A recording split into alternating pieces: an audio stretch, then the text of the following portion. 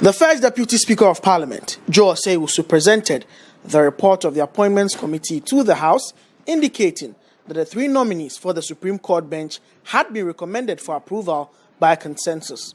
Before the House passed the vote of approval, the Speaker addressed a few issues with the justice system in the country.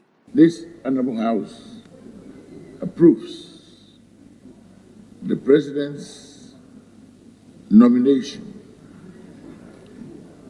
for appointment as Justices of the Supreme Court.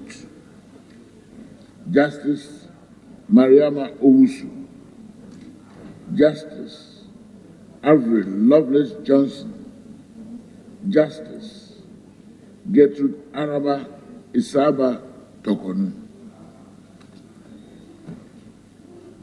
I will respectfully add my voice to congratulating them for rising to this great height.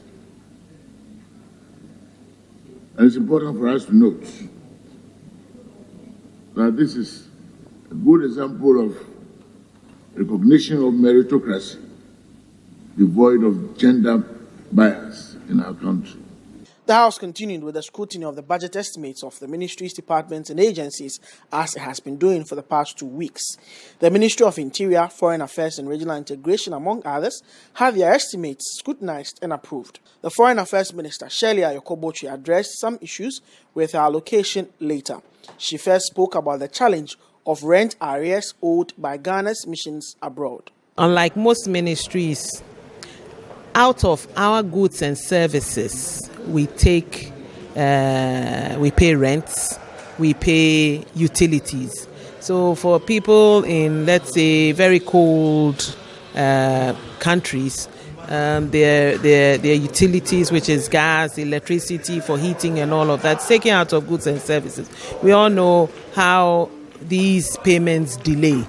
As a result, when delays occur in our releases, then we have problems. And in many cases, we have situations where landlords are throwing out our officers who are renting their buildings, and also they are not able, their water, which is their utilities, water, gas, electricity is cut off. And, you know, if you're in a cold and in the middle of winter and this happens to you, it can be very, very terrible. So that's some of the things that are happening in terms of the rents.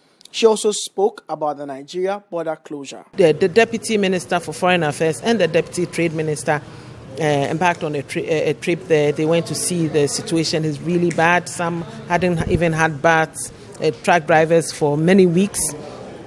And so we are in the process of, but we are in touch with our Benin mission, in process of trying to send word to them, to the companies, meet with the companies and tell them that at this rate, they need to withdraw their trucks. It's not just Ghanaian trucks. There are other trucks from other companies from other countries like Togo, Cote d'Ivoire, and so on and so forth. It's a bad situation, but we continue to dialogue because the relations between our two countries is also very important to us against the backdrop of this Guta matter, which is happening.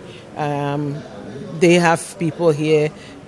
We have people in their country, and it's a complicated matter. So you need to feel your way gingerly through it. So the House has brought sittings to an end for this week, the penultimate week before they rise for the Christmas break. Reporting from Parliament, my name is Duke Bensopoku for Citi News.